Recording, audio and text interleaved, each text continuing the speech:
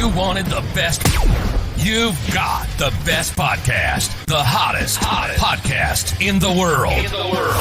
The Chris Voss Show. The preeminent podcast with guests so smart you may experience serious brain bleed. Get ready. Strap yourself in. Keep your hands, arms, and legs inside the vehicle at all times, because you're about to go on a monster education roller coaster with your brain. Now, here's your host, Chris Voss. Hi, folks. Chris Voss here from thechrisvossshow.com, thechrisvossshow.com. Hey, we're coming here with a great podcast. We certainly appreciate you guys tuning in. As always, be sure to refer the show to your friends, neighbors, relatives. Get them listening. Get them subscribed. Get in the big family that loves you but doesn't judge you. The best kind of family there is, the Chris Voss Show. Go to youtube.com/Chris Voss. Hit the bell notification button.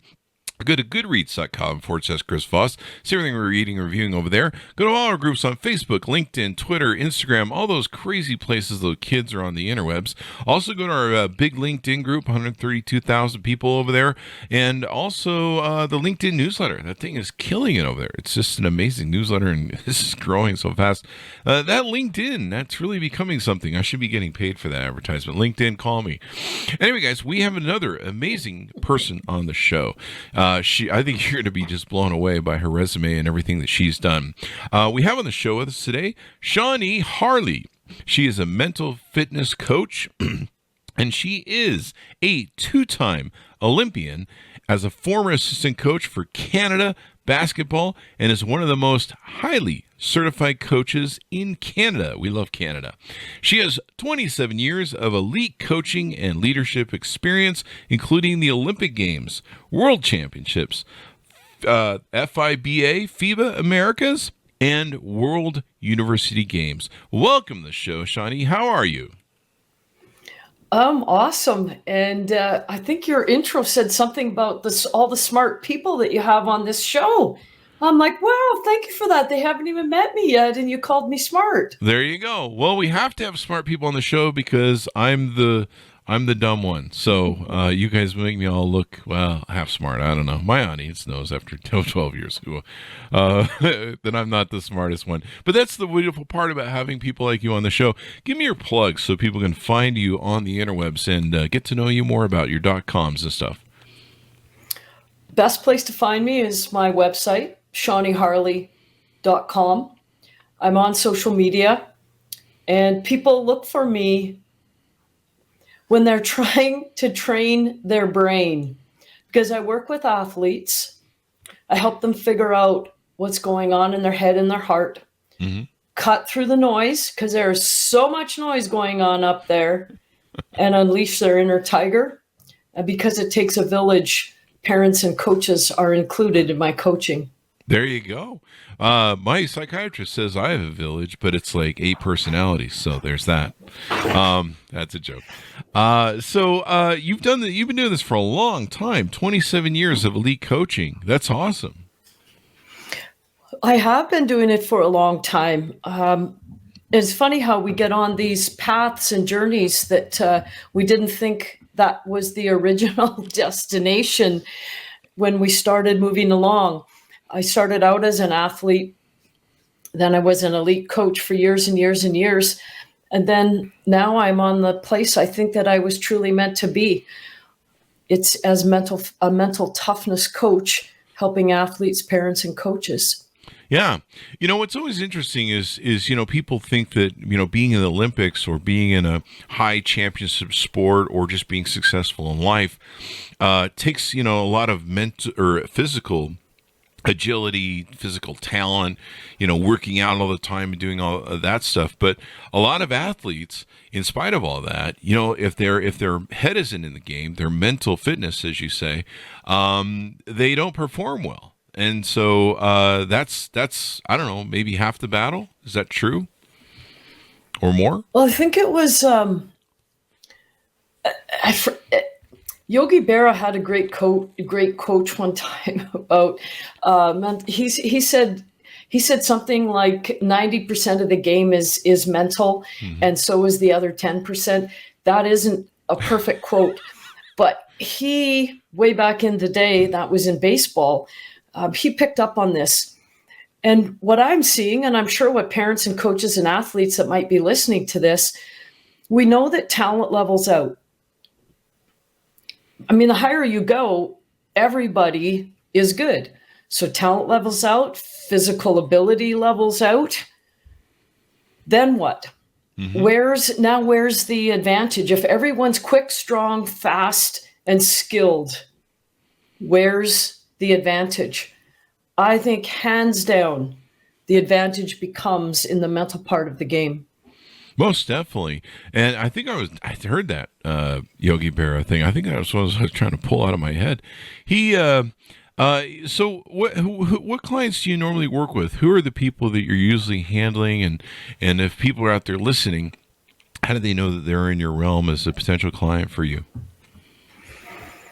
I haven't met anyone that isn't. Put it that way.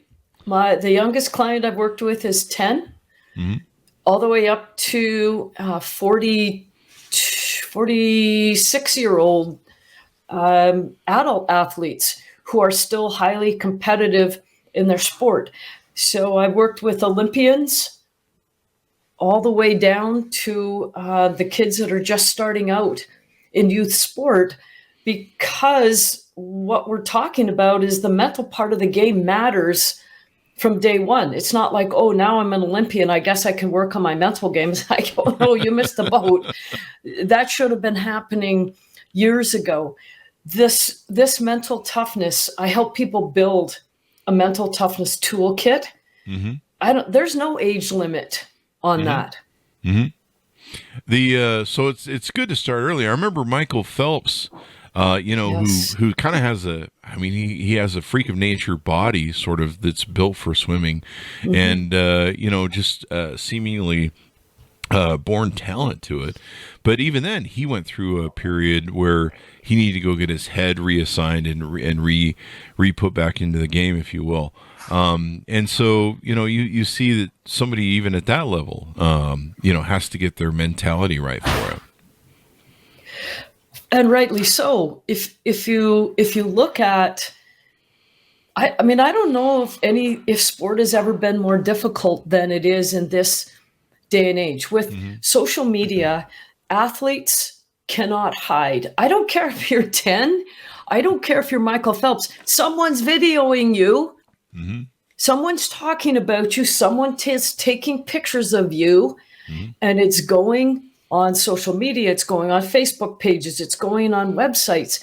It's incredibly difficult trying to be an athlete in this day and age because you are completely exposed. Everything you do is judged, either good or bad. Everything you do, someone has an opinion. So no wonder we need help with what's going on in our head. We're in these emotional storms all of the time because of the pressure. Yeah, I imagine, I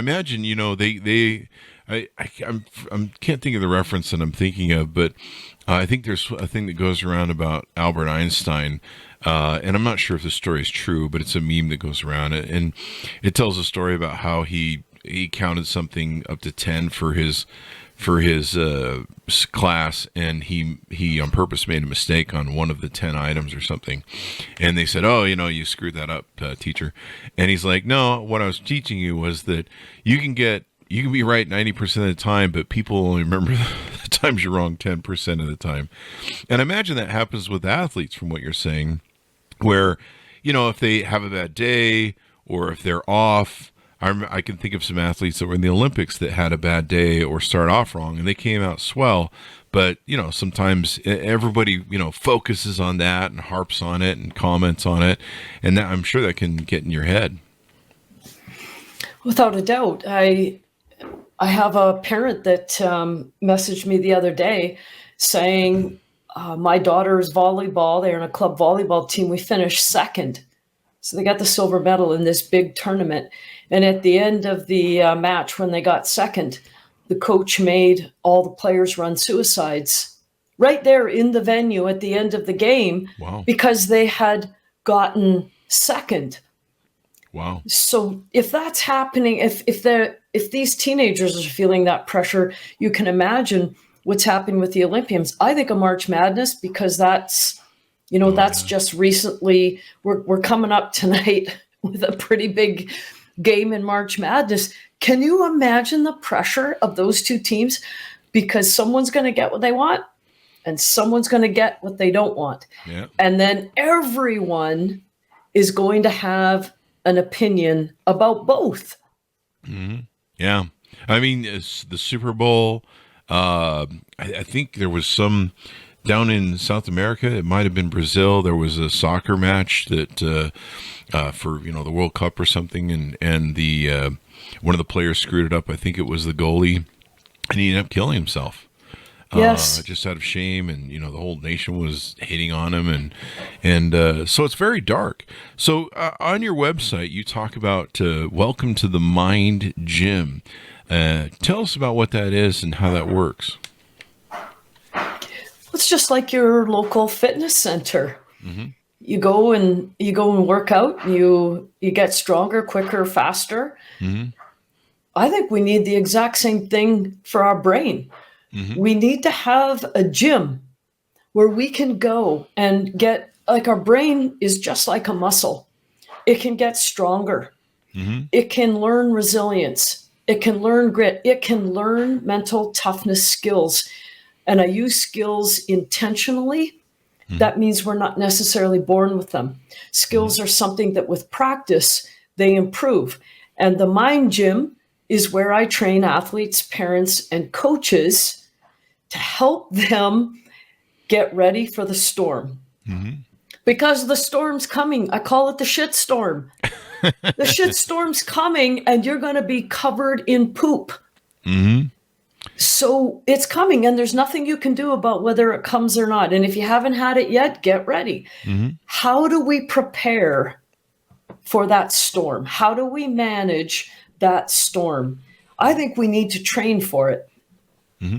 Now, it looks like you talk about a lot about emotional intelligence. Is that correct? And bringing emotion into the mental part of the game? Oh, you bring in one of my favorite F words. Feelings. Feelings, eh? Yes. Hey, you said A. Yeah. Are you from Canada? No, I do that. That you'll probably hear me pulling a boot. I have a lot of Canadian friends, so I always teach you guys. Love it. Here's what I think about the storm. Mm-hmm. I think the storm is an emotional storm. When things aren't going well, when we're under pressure, 3 minutes left in the game and we're down 6, whatever it happens to be, think about all of the feelings that come with that. We have nerves. We have fear. Some people say it's anxiety. We feel pressure. How in the world are we supposed to manage any of that if we have zero emotional intelligence? And I'll tell you something that really pisses me off about sport. I think sport teaches us to be emotionally unintelligent. Oh, really? It says, oh yes, it says because don't have a feeling. Oh, actually, that's not true. Go ahead and have happy ones, but do everything you can to avoid crappy ones. If you feel nervous, don't feel that. Just get out there and be confident. You got this. All the fluffy BS that we tell athletes, and the athletes that I've worked with hundreds of athletes, I ask them, when you're in the middle of the storm, and you're being overwhelmed with all of this pressure, and someone says, just get out there and be confident. You got this. Does it help? And they all say no. It's like, yeah, I know. It's a storm, and somebody says, just get out there and be confident. Get out there and be confident. Brutal. I see that a lot on social media too. There's a lot of cheerleading, or people go, you got this. And you're like, what is this? And what do I got again? Well, you know what athletes say to me? Someone says to me, they'll go like, hey, coach, somebody yells at me, come on, you got this. And they're like, and in my heart and in my mind, I'm like, hell no, I don't got this. I don't got this. Like, it's like they're telling me to swim, but nobody gave me swimming lessons. Or a paddle. Well, that's not or so a amazing. paddle or a life jacket. Yeah.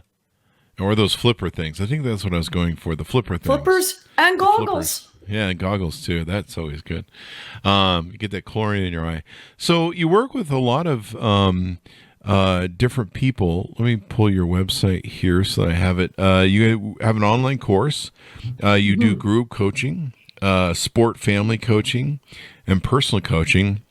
In the sport family coaching, do you help coach the whole family and not just whatever the athlete is so they can get support? I sure do. Mm-hmm. I think that the parents have one of the biggest influences on the DTE. That's a fancy way of saying the daily training environment. Mm-hmm. Parents are hugely influential. And most of the athletes that I work with, one of the biggest places that they feel pressure is from their parents. Mm. So when when somebody says, "Hey, I want to sign my athlete up," Mm-hmm. I'm like, "Okay, there's my online course. Off you go." But if they want to do any training with me, they can't sign just their athlete up. They have to sign at least one parent up because we all need to swim. Do you think parents aren't in the same frickin' emotional storm as their kids? Have you ever watched parents in the stands? Yeah. Do you see any of them calmly sitting there, just cheering appropriately, just relaxed? Yeah. That's not what I see. So I get to help parents also. They might be more emotionally things. I've seen some parents get a little out of hand, like go yell at the umpire or something. You're just like, hey, that guy should calm down. But there you go. It's funny. But so what are some other things? You sent me several articles. One was kind of interesting. 1 out of 3 girls drops out of sports by her late teens. And trying to keep people in sports more. I know that sports, when I grew up, you had to take what would they call it? PE sports throughout school, and you had to take it every year too. And you always had the coach that made you run the laps until you bled out your liver or something. But there's been a lot of talk in recent years where schools have been cutting back on PE and sports and different things to where kids aren't getting as much exercise. What intrigues me about that stat, 1 in 3 dropping out, and just this conversation in general, is why. Mm-hmm. Like what's going on? Why are we losing more youth than ever? Why are they quitting? Mm-hmm. I mean, 70% are quitting by the age of 13. Girls drop out at 6 times the rate of boys. Mm-hmm. What has changed? Mm-hmm. And it depends on who you talk to. Mm-hmm. Because when I talk to coaches, here's what coaches tell me. Oh, kids are so soft. They're just so soft these days. We can't even coach them anymore. That's what I hear a lot. Uh-huh. But then I also get to talk to athletes. Mm-hmm. You remember I gave you that example of that parent that said her daughter's team that finished second at the end of the tournament, right there in the tournament facility in front of all the people, had to run suicides for finishing second. So I get to hear a lot coming from the athletes. And what they tell me is, why would I want to stay doing something where I get guilted, blamed, and shamed on a daily basis? Yeah. And I'm like, wow, that's interesting to me. What has happened? Remember, we talked earlier, everything has changed with social media. There's nowhere to hide. What I see happening is I think parents and coaches feel as exposed as the athletes. And when their team isn't winning, when parents have kids that are sitting on the bench or making mistakes in big moments, do you see what happened? I think they feel, wow, this is a reflection of me. Yeah. And we don't respond to that very well. Our ego gets in there, and then the blame always goes onto the athletes.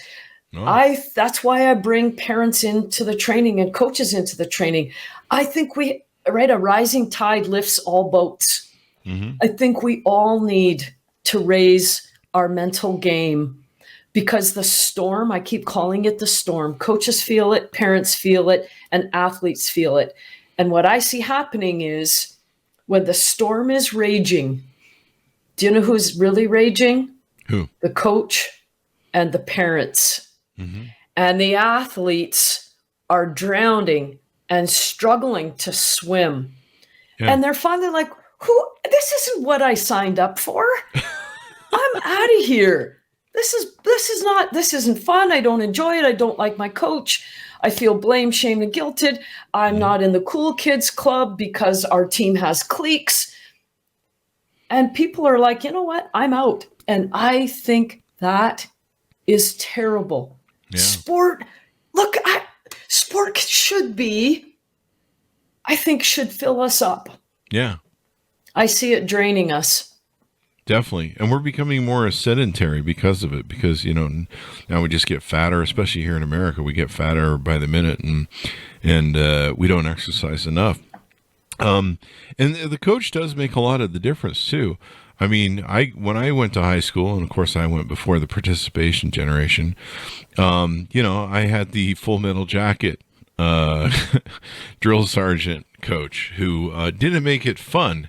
And you're just like, I think he's really a masochist trying to torture me. I think that's what he's really about. Like, I don't know what happened to him as a child, but he has a lot of anger management issues. And maybe he meant well, I don't know. But I went to school in the 80s, and, there were people still with paddles back then that would hit students. And so, it was a kind of interesting age, but it didn't make PE fun. I didn't like PE. In fact, PE was like the worst. And I still have no idea why we all had to wear jock straps, but I don't know, whatever. That was like life. If you were caught without your jock strap, you were I don't know, I suspended or something. It was like somebody's really obsessed with this for the wrongest reasons. I don't know. That's a joke. But no, the coach can make all the difference, because if they demotivate you, you don't want to go forward. You're just like, I don't need this in my life.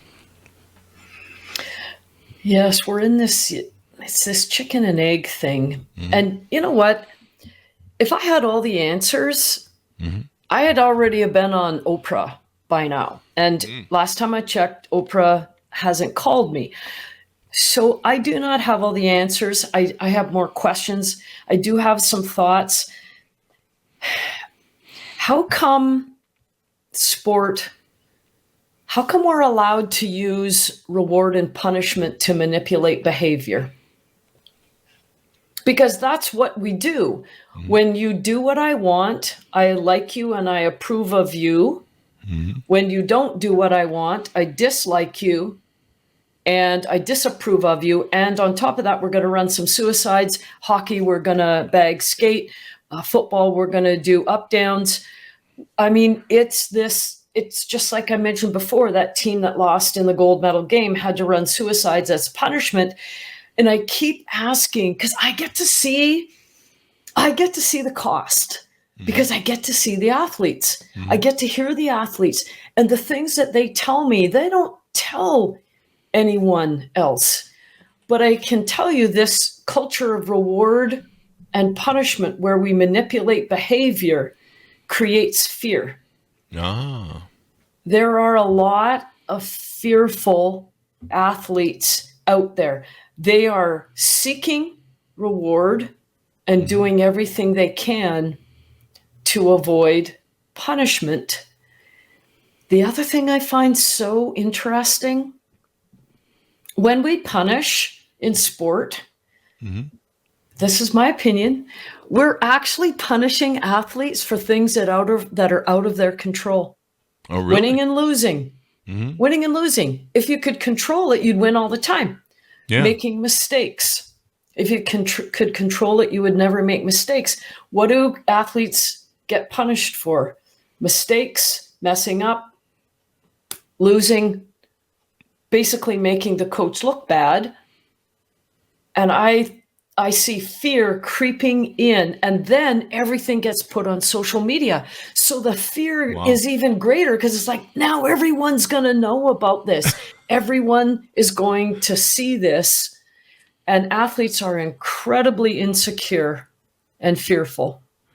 It occurs to me that I probably should be glad that my PE, social media wasn't around when my PE or any sort of sports that I did basketball for a while, racquetball, and then here's something else I did.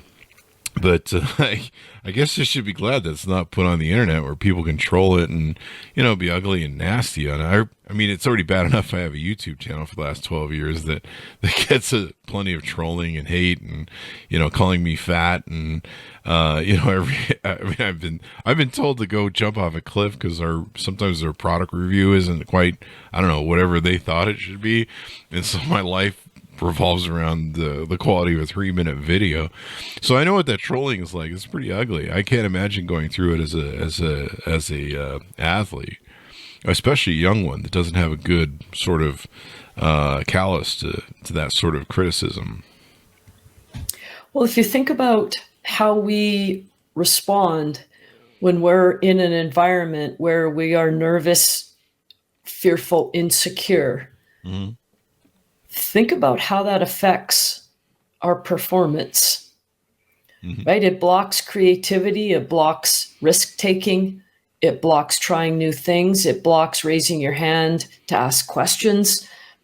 I have an athlete that, this is a 12-year-old that I'm working with, and he was I've been trying to get him to work on some of these things, and he just texted me the other day. He said, our soccer game finished 0-0, so it went to a shootout. And coach asked for volunteers. And he said, and I raised my hand. Do you know how many kids don't raise their hand in that situation? Because they're like, oh, hell no.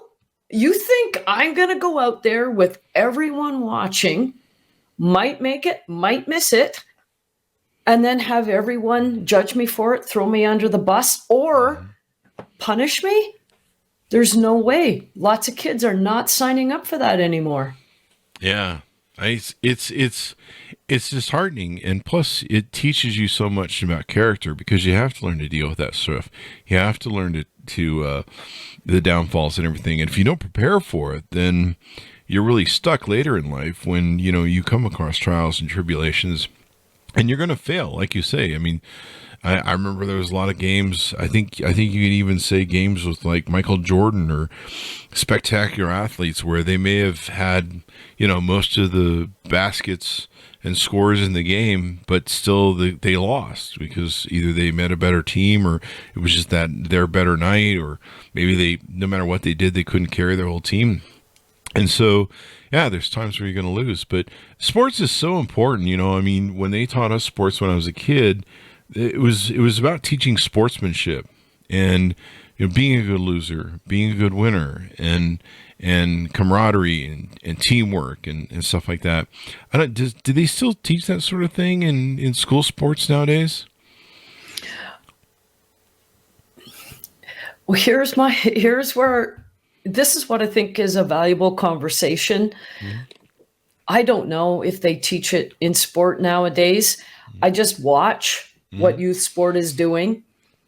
And I think one of the problems was, you talked about it already, when we grew a culture of kids that got participation medals. Yeah. Right? Everyone gets a medal. Yeah. Seriously. Who thought that was a good idea? Mm-hmm. Because what we said is, when everyone gets a participation medal, we are going to save you from your crappy feelings of losing. So we're going to save you from the feelings. And when we save athletes from feelings, we are blocking emotional intelligence. Mm-hmm. Feels over reals. Yes. Mm-hmm. So we're actually doing them a disservice. And now it's like, to me, we are on these two ends of the pendulum. It's the participation medals, or it's like run till you puke. One of those. And what I think is that we need something in the middle. The storm is coming, And instead of punishing you, instead of all these things that are going on, can we provide a mental toughness toolkit to handle the poop, the crappy, the storms, the losing, the coaches yelling, the making mistakes? Because participation medals did not solve the problem. Mm-hmm. And now we think, well, then I'll just be hard on them. There, that'll teach them. I think we can be hard on them, perhaps, but not unless we equip them with figuring out how to manage that. Yeah. And the mental game is so important. Like, I recently started going to the gym for the first time in 53 years it would have been at the time, daily. And I've been going daily since August 1st or 2nd. So I think I'm at 7 or 8 months now. Wow. And I've never done that in my life. I've owned gym memberships for 3 years and gone 5 times. I've owned... I've gone for maybe a week straight or something. And this is the very first time that I've gone every single day. There might be a few days where I take off for a rest day. Yep. But other than that, it's pretty much every day. I check in on social media for accountability, and everybody sees, oh, Chris was at the gym again. And the accountability really helps too. But I go, and it's become such a habit of mine that even if I don't feel like going to the gym, like if I'm having a day, like yesterday was kind of a day where I'm like really beat up, and I'm like, I really don't feel like going, and I'll still like get in the car and drive myself to the gym, and I'll just start slowly. I'm like, okay, we don't feel like working out. Why don't you just try doing some stuff? And, then I'll start doing it. And then the routine kicks in, and the mental part kicks in. And pretty much soon my body's like, okay, we're doing this. But that part of what it is really the word discipline for me is the key thing. Just showing up, just going to do it, having the discipline to do it. And it's really more of a mental game than a physical game. Because once I'm there, everything kind of kicks in, and I go, okay, yeah, we're doing things, do all the things. And, but sometimes when you have that mental state where you're like, I don't know if I want to, I'm tired, or, you get some of that, what you call the S storms. You're like, I don't really, my back's kind of hurting. I don't know. But you push through it because you've got that mental clarity to do it with. Oh, bam. Look at you doing your high performance habits. Well, okay. Well, but that one thing is so critical. Mm-hmm. We're coming back to the F word, feel. Mm-hmm. I've been doing this for 40 years. When I look at the high performers in any sport, they do not let their feelings drive their behavior. I use the analogy of ice cream and vegetables. For me, I hate vegetables, Brussels sprouts. If I even smell them, it makes me gag. So if you said, okay, Shawnee, here's 2 buffets. Here's the vegetable buffet. Here's the ice cream buffet. Which one am I going to choose?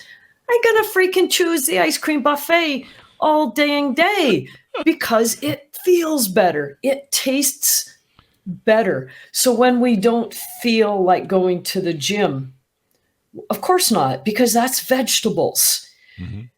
You talked about the word discipline. Mm-hmm. When I look at the hundreds of athletes that I've worked with, and you ask me, what's one separator? Shawnee, you're only allowed to say one. Don't give me 3. And don't say, ooh, it's mental toughness, because that's too vague. Give me one thing. The one thing that I believe is the separator is self-discipline. Mm. It's the people that are willing to eat their vegetables, even though they don't want to, on a consistent basis. That is the separator. Because guess what? News alert, it's easy to pass lazy people. Mm-hmm. And there is so much ice cream out there. Look at what phones are doing to us. Social media, we will scroll all day long rather than go to the gym or do our workout. Well, that thumb is when you're doing the swiping thing. That's like at least 5 But there's no freaking Olympics. There's no Olympics for scrolling yet. I don't know. Yet. I know some teenage girls that are probably Olympics at that. Yes. I've seen some of them type. They're like, you're like, holy crap! Right I can't on. even think that fast. Yeah. But that's the new age of their growing up with social media. I'm kind of glad I grew up without social media and without phones and computers. But I don't know, maybe I'm dumber because of it. But yeah, the mental game is really everything. Even like sometimes I'll play games. Your head will play games with you, and I'll be like, I have a treadmill here at the house. I don't need to go to the gym and do the treadmill thing. I can skip the treadmill thing today because I got it at the house. Well, the problem is here at the house, there's 5 trillion distractions. There's donuts, and there's the computer, and like you say, the phone, and my dogs want to go play, and I've just learned that, using that treadmill every now and then is pretty good, but I won't focus on it. The nice thing is if I drive, 15 minutes to my gym, I'm stuck there because it took me 15 minutes to get there and come back.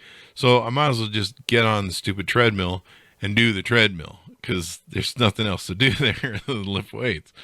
And so, it's all part of that mental game. And, now I've got it down to a habit where I almost feel weird if I take a day off and don't go to the gym.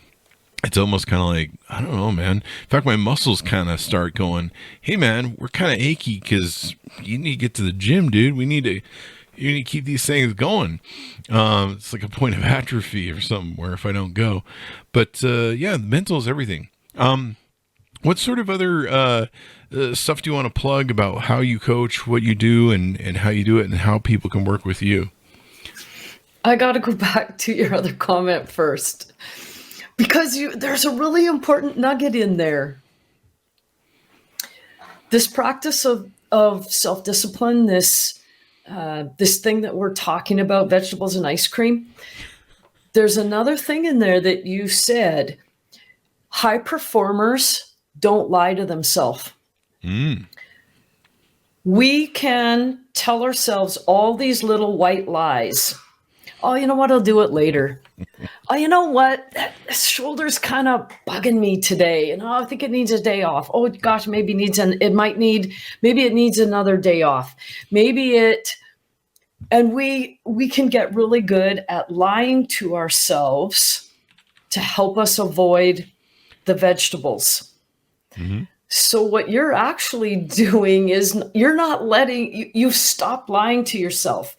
Because lying to yourself, you ended up having memberships where you would work out 5 times. Mm-hmm. So when we start telling the truth to ourselves, these are high performance habits. Yeah, it's the lying to yourself is the thing that gets it in your head where you're like, I don't need to do that. And, it's the habit is having the habit now after 7 to 8 months. I have to go calculate. I think it's 8 months now since August 1st. Doing it every single day and going. And like I said, there's some days where I just don't feel well.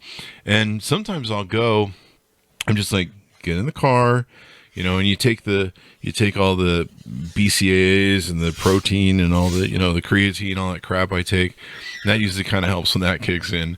And there's been times where I've been at the gym and I'm just like, oh man, I feel like crap. I just can't get motivated. I'm just like, hey, go take a timeout. Go sit in the locker room, breathe for a while, just kind of relax. Don't quit, don't go home. And sometimes maybe, I don't know, sometimes digestion or sometimes, I don't know, I'm just not feeling it, the stuff kick in that I need. And then sometimes I'll just go sit in there and take a break. And then I'm like, okay, I'm starting to feel a little bit better now. I think we're, the body's starting to kick into gear and the wheels are starting to move. And then I'll go out and finish what I'm doing. But yeah, showing up, the mental game is just everything, like you say. Well, you're doing another piece of this is the ability to tolerate discomfort. Mm-hmm. And what a lot of coaches are telling me is that skill has becoming less and less in athletes. Maybe it's because of the participation model where we didn't have to practice, right? We didn't have to practice discomfort Because as soon as it got uncomfortable, we went home. As soon as we got uncomfortable, somebody gave us a medal or a ribbon to make us feel better. But absolutely, high performers, they have the ability to tolerate discomfort. The other thing that happens is our tolerance grows. Mm-hmm. We get better at tolerating discomfort. Mm-hmm. Where you're already 8 months into it. Yeah, I'm really good at discomfort. In fact, I guess if you call it 4 or 5 days now, I switched my training program. Instead of doing 5 sets of 10 reps on everything that I was working on, I switched to 4 reps of 20 or until I could feel my muscles burning and on fire and screaming and I can't do it anymore, fail basically. And if I get above 20, I usually up the weight. And I didn't think it would be that hard to make that switch, because I'm like, I'm going to do 5 at 10. I mean, what's 4 and 20? It's evidently a whole world of difference. And for about 3 days, it was basically like getting hit by a bus. It was very painful, and recovery and everything else. But now I'm on the 3rd or 4th day. I'm feeling really good about it, and I feel fine now. Like I'm back to kind of how I used to feel when I was doing the old sets. But yeah, pushing above that level, and for about 3 days there, it was like really hard to go to the gym the next day. You're like, or at least take a recovery day. This is really like, I'm not sure I'm recovered. But the mental that's grit. Yeah, that's grit and discipline, right? Yeah, it's this grittiness to work through it, to tolerate the discomfort, the pain in your case, because it would be really easy to not do it. It would be really easy to lie to yourself and figure out, I should probably have another day off. Or this concept of grit. Again, this is a mental toughness skill, and it gets better when we work at it. Mm-hmm. Yeah, it's crazy. So what are the best ways people can get in touch with you, sign up with your services, get to know you better, and of course, reach out to you? They can find my contact information. It'll probably be on your show notes, but my website is shawneeharle.com. You can find me on social media. You can book a free no pressure call if you just want to shoot the breeze and talk about ice cream and vegetables. You can book a free call also on my website. There you go. So this has been pretty awesome. Anything more you want to touch on as we go out, Shawnee? I think that with this new world that we're in, we're trying to raise strong, mentally strong, physically strong kids and athletes. Mm-hmm. We're trying to get them to the podium. I think the most important podium is the podium of life. Mm. And I think sport is a context to help us become our greatest self. I think we cannot get there unless we have a mental toughness toolkit full of emotional intelligence, self-awareness, grit, vegetables, and self-discipline. There you go. Less burgers, more vegetables. I love that. I love that metaphor, the podium of life. Mm-hmm. That's an awesome metaphor. Well, thank you very much for coming on the show, Shawnee. We really appreciate you coming and sharing with us your expertise and experience. Hey, and you know what? Great job for you. Eating your vegetables and having some high performance habits. Bam. Yeah, I'm getting there. Not bad. I mean, 53 years. Finally got around to it. But, hey, better late than never, I guess. You bet. That's what they say? But, yes. Well, thank you very much. Thanks to my audience for tuning in. Be sure to refer the show to your family, friends, and relatives. Go to youtube.com/Chris Voss. Go to goodreads.com/Chris Voss. All of the Chris Voss channels on Facebook, LinkedIn, Twitter, Instagram. All those crazy places those kids are on the interwebs, flipping their phones. Anyway, guys, thanks for tuning in. Be good to each other. Stay safe. And we'll see you guys next time.